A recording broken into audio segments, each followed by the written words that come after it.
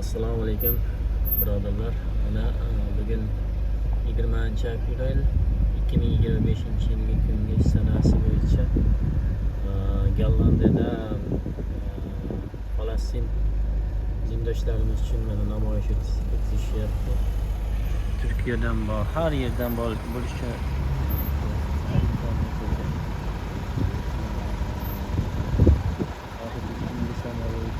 odamlar to'planib namoyish etishyapti. Falastin bayroqlarini ko'targan odamlar olomon to'planib namoyish qilishyapti. Buncha odamlar bugun Gollandiyada